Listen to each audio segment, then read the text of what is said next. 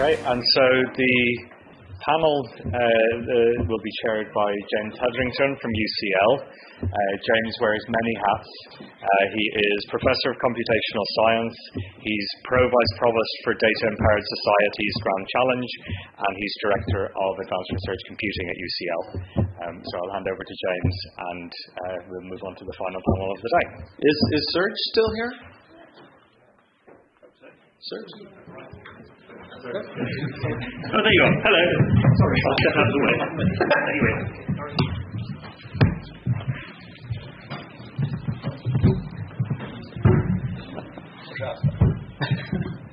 And is this working? Oh, hi everyone. So let's try and have a conversation now. So one of the things that seemed, when I was listening to each of your talks, was emerging themes around trust and potentially around some of the risks of people doing bad things unintentionally or bad things intentionally. Do you want to each perhaps say some initial thoughts on sort of dual use kind of threats of the kind of things you're talking about, or where some risk, where things can go wrong, and how you want to protect against that? Right, okay. Shall I start? Right, okay. Actually, so then in our case, what we were doing in that specific project with the NHS, it's somehow similar to Cambridge Analytica, in the sense that we tried actually to profile the audience, and we tried to understand what is the response of this audience with respect to the specific kind of information. Right. So the difference in our case is that we didn't try influencing the opinion of those people, and then what is more, we also did this anonymously. So then after collecting data, so then when you collect data from an individual account, then essentially you have all the information about the account. So no, that's true for Twitter and Telegram. For Facebook, actually, then because all access was via CrowdTangle API, they only give you the information about the audience, but not about the individuals, right? But then in the case of Telegram and Twitter, we actually aggregated everything, and then the decision was done on the aggregated basis, and then this is useful for society. This is useful in terms of understanding how information flows, and then this provides some analytic tools for the NHS, for the communications department of the NHS, on actually where to have more effort. But then there is this attitude of Cambridge Analytica how to change the world by focusing on individuals, if you know that they behave in the way which is gullible to certain certain actions. So in that sense, and then this is also very similar to the when we talk about GDPR, then obviously quite a lot of collection of data from the web. So then it ends up with getting information about the individual people, right? So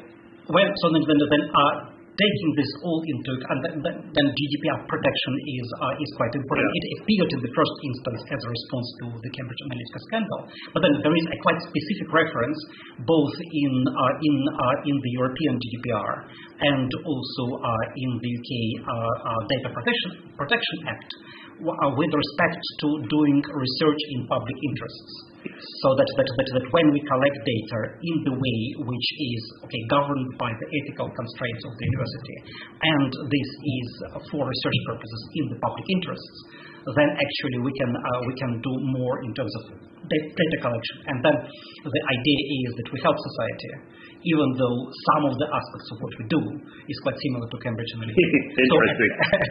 That's my viewpoint. So I'm going to pretend that Jeremy is sitting in that empty chair. It's quite convenient as a physical metaphor. So Jeremy's next. Let's try and turn this into a conversation if we can. So Jeremy, also give your own answer. Also feel free to respond to what we just heard. Over to you. So it's an interesting question, I think. Excuse me. As we make our systems more open and we begin to think about federation,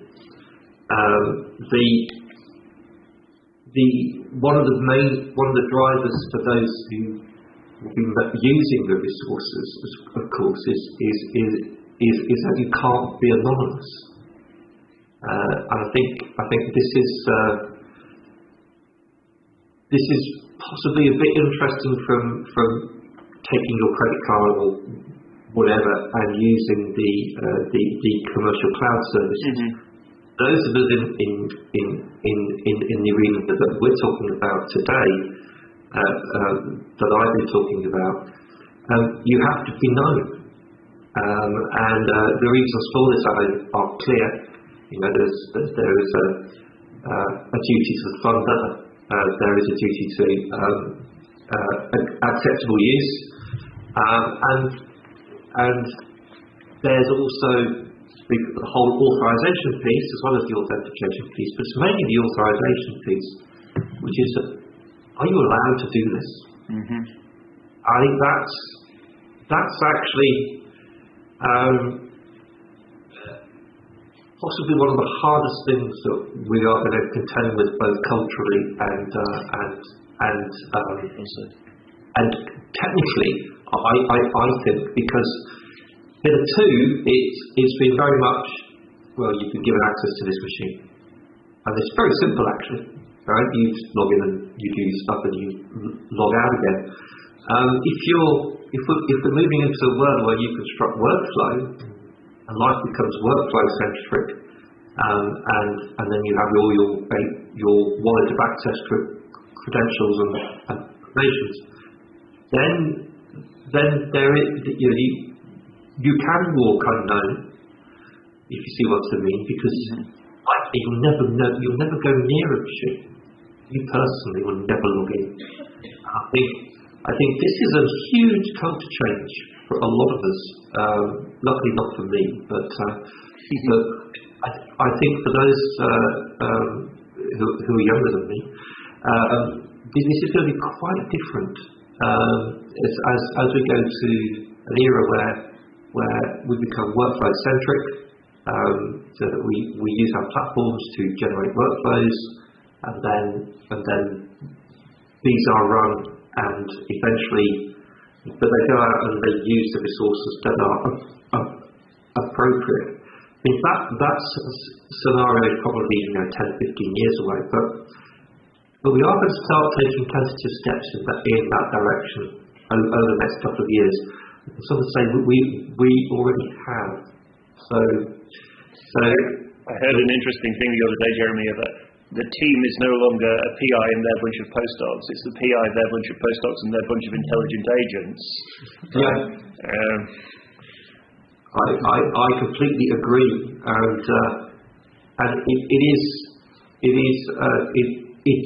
is quite interesting to see how the team, the collaboration, and then you've got the very different collaborations of quite different ways of governing themselves. So I know several collaborations which are traditional, hierarchical, and some are very consensus driven. So how that is reflected, as I said, in our platforms is going to be quite an interesting thing going forward. Thank you, Jeremy. Let's keep it interesting. Leah, what's the question? So, of the things that we are making, so let me try this another way. My heart is in open, always has been, but we're seeing more and more opportunities for things that we make that are culturally open to be used in ways that might be damaging, right? And how do we maintain, open science, we talk about this kind of thing. How do we maintain that? How do you think you'll balance against the very open culture that you've built and worked on in an increasingly, deglobalizing and threatened world is part of that? I think compared to a lot of the examples that have been used by different presenters today, where the research they're coming up with and the raw data that they are compiling and analyzing, which is itself novel. Wikipedia and where I'm coming from, the information is itself already public and mostly already analyzed into some kind of It's a journalist who's reported Right. something and then we're reporting it. Wikipedia is a tertiary source, whereas most of the content that's been created that we've been talking about today is primary source material. This is the first iteration of this information that has ever appeared in the internet or in the world, and therefore can be used for good or evil. We are privileged we rely on the privilege of standing back and say, we're just reporting the news and summarising that for others.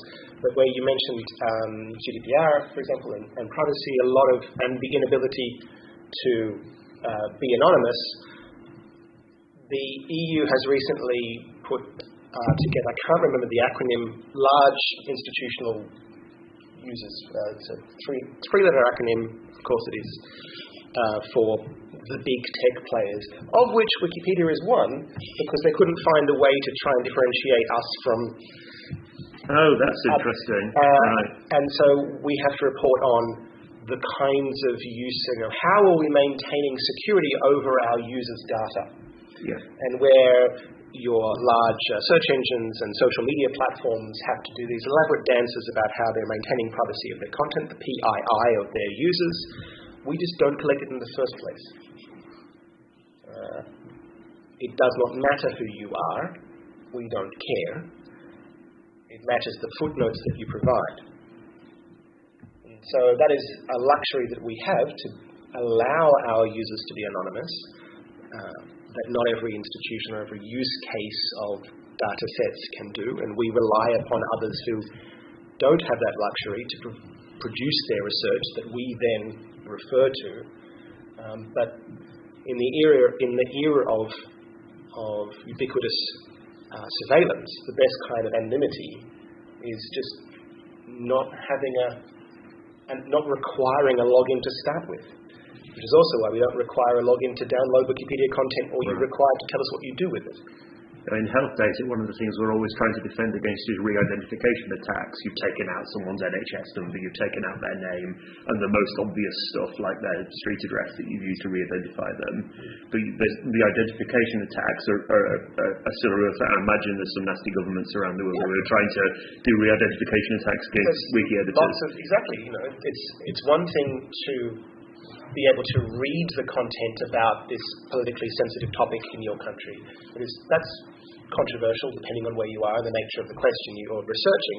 It's much more important or much more controversial for you to be sharing that information.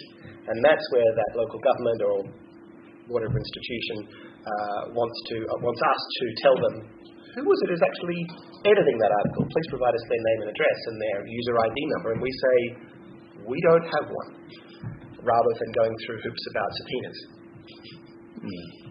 And Paul, what are the sort of dangerous unintended consequences of some of the changes in the research technology ecosystem that you see? Specifically relating to kind of centralisation of skills, I know there are unintended risks. I know that certainly leaders in the RSC community worry about it, because you just told me you worried about it in the break. And that is obviously around the groups, and I talked about this kind of in my talk, but the formation of groups is a wonderful thing. It's something that we should encourage. It's great to give RSCs homes and so on, but it does isolate kind of the embedded RSCs. And I think the same is true of centralisation of HPC skills and HPC funding. It's wonderful to have kind of flagship centres and flagship groups, but it does kind of isolate those that are not contained neatly within those, and bridging those gaps is really, really hard. How do we curate the chance, maximise the chance that people do these things well? This comes back to one of Serge's points at the beginning, right? Your expertise in understanding how language works makes it less likely people will screw up or come up with dangerous conclusions or unsound conclusions using those tools. The same is true of our expertise in data science, and as we democratise things, and a lot of us instinctively love that, the risk of a business making a terrible decision because some amateur has made the tension between professionalism and democratisation is one of the things that I worry about. And Jeremy, you probably thought about this a bit as well. In your democratisation content. Yeah, I didn't want to be rude if I talk, but but maybe I can do that now. I mean, when the technos, which is what which is the technical clique that tends to form within any society or community. Yes, those who have the knowledge that allows various things to work, and the interaction between them and the demos has never in history been that good. They've always struggled, and the technos usually end up by virtue of what they do accumulate whatever the unit of power is, be it money or decision making or whatever, and the only way the demos has ever really dealt with that, of course, is to A, have revolutions, or B, as elections and representative democracy began to grow, to remove them from time to time and give a different set of technos the option of government. But it is something we have to be aware of.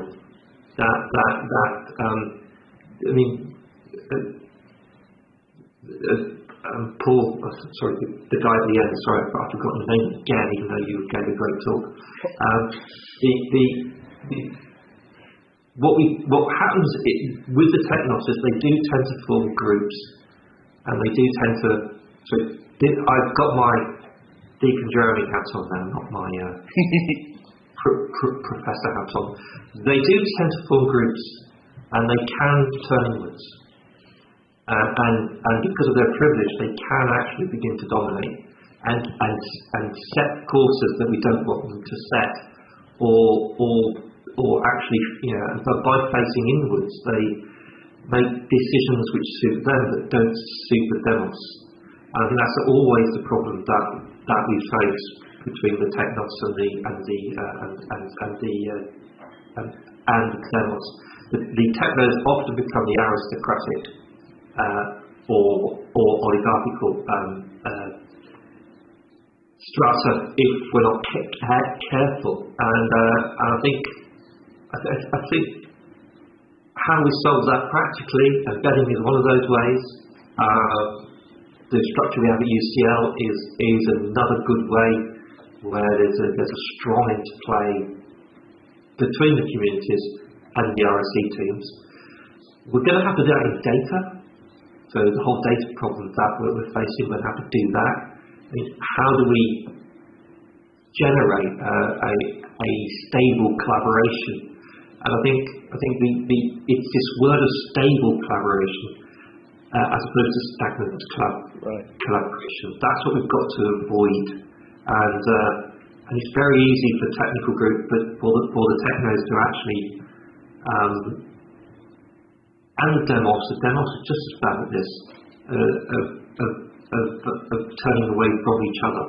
Don't forget the demos could do it too, and we see, I sat on both sides of this in my career, and I've seen that the demos are just as bad as the technos in deciding that their way is best, even though they've been told time and time again very nicely that what they're doing is not possible or is being not.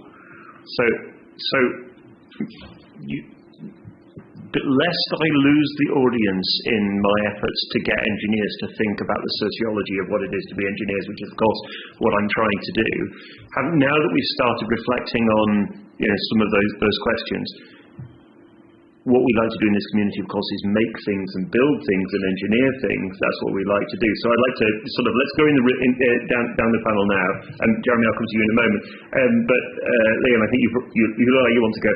In the ways we construct stuff, what does this teach us? I was going to ask a question, actually. You inspired a question in my mind was doctors at universities, student doctors, must do ethics courses. Right. And famously swear an oath on ethics, on medical ethics.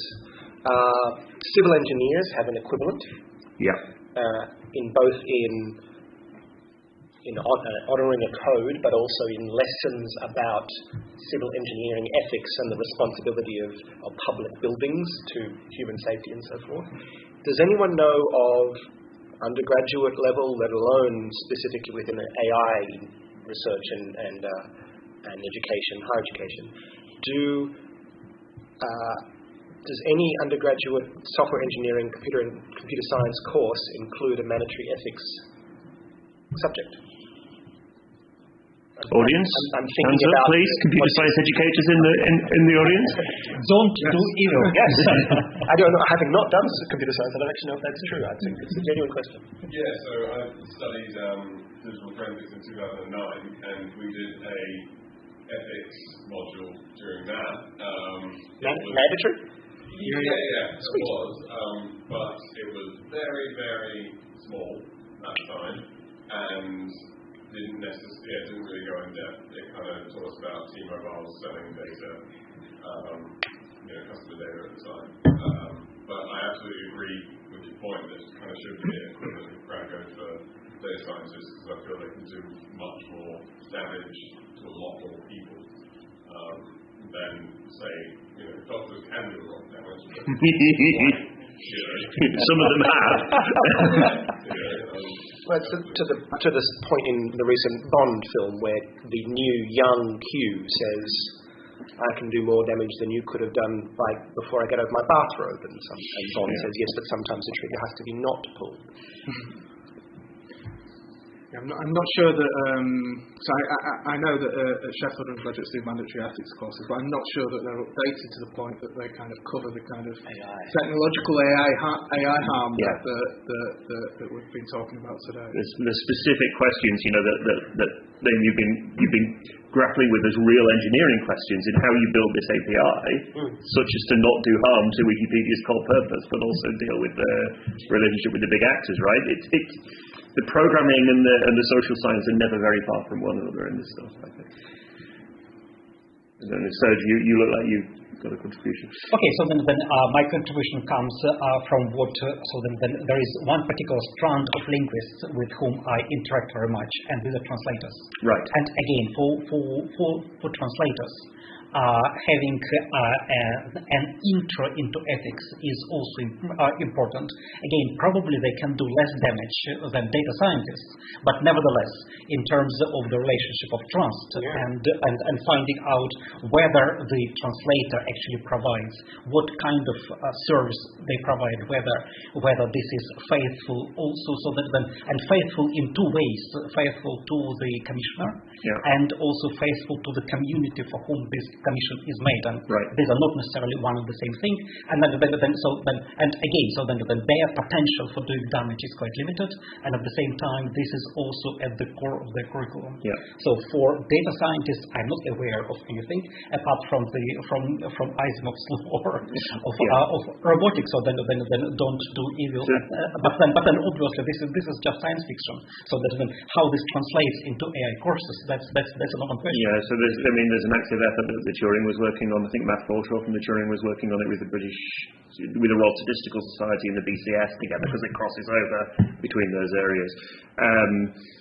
The other interesting thing coming from what you were just saying is this is all interdisciplinary, right? One of our obligations as computery people is to wander into other people's disciplines. Linguistics is one, health is one, history is another, and do that in a way that's respectful, right? You must have had some interesting encounters since the sort of you talked in your talk earlier about starting off in the rules-based approach to language, and the inferential term has affected you as it's affected many fields. I guess that there've been some interesting encounters there. Yeah. So then, essentially, what came with this most recent turn for the large language model epoch is the turn towards understanding that language is very much like oxygen. So that if you then essentially you don't pay much attention, and then just today someone referred to the Chinese proverb that fish don't see water. Right, and then if they deprive it of water, if we're deprived of oxygen, then suddenly we realize how much is lost. And because of this, then this introduction of large language models, because the only thing they can do is to repeat language. So then they can be trained on the task of producing the next word, and that's the only kind of knowledge they have. And at the same time, they are surprisingly pervasive in great many things we do. And then this is a kind of recognition of the power of language. And then because of this, I'm an advocate of language in any community, including this community as well. But then with this also comes the responsibility, and the responsibility of actually whether we can use, so that we can take language to the extent that because if ChatGPT, the only thing a large language model can do is to use language, then it's not actually trustable. And then again, we have lots and lots of discussion about hallucinations, and this is in the very nature of those models, because they are not connected to the world, and we are connected to the world. And then how do we negotiate this gap between them, who are very, very similar to us in the sense of producing language which is better than what many of us can produce, and at the same time we live in the world, they don't. I think Paul wants to comment. There's absolutely loads of potential for LLMs to be incredibly disruptive to software engineering and producing kind of lots of what seemingly looks like good quality code. He talked about linguistics and linguists being needed, to kind of recognise the flaws in kind of translation. I wonder if the same is true of needing software engineers to understand the limitations of kind of automatically generated code. I don't know if a software engineer is a linguist of code, in a sense.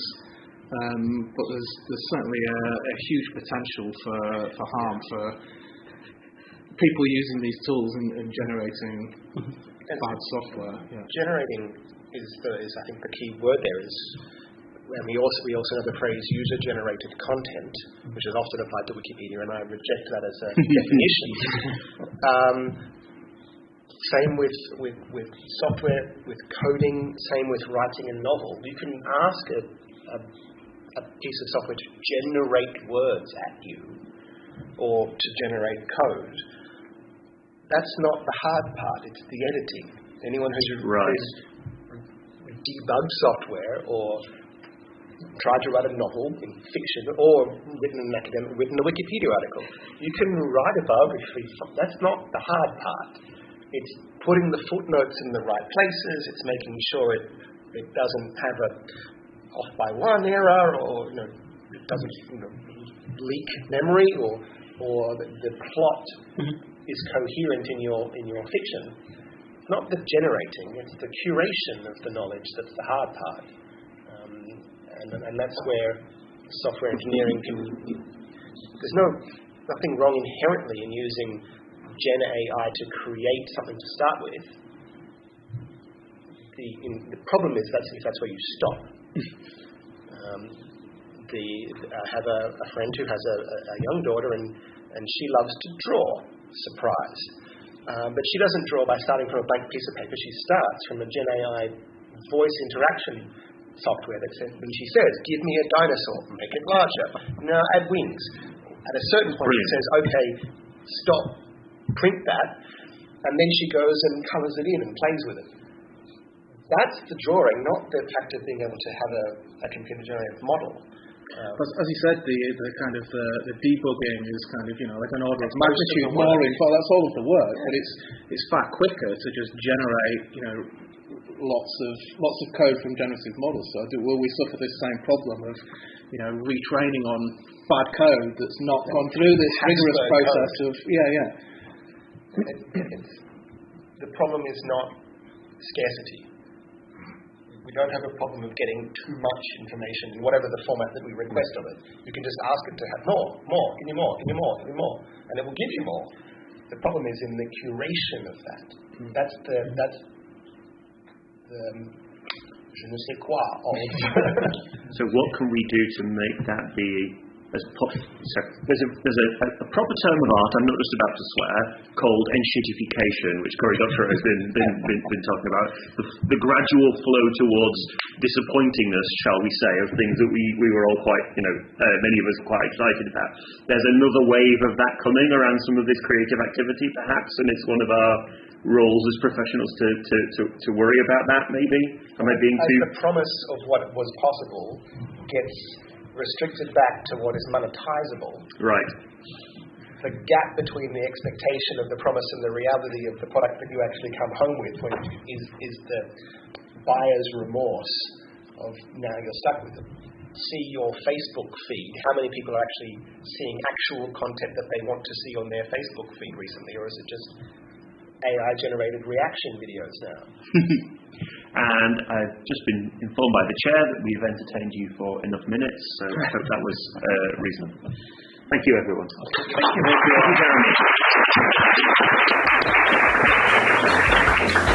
Jeremy.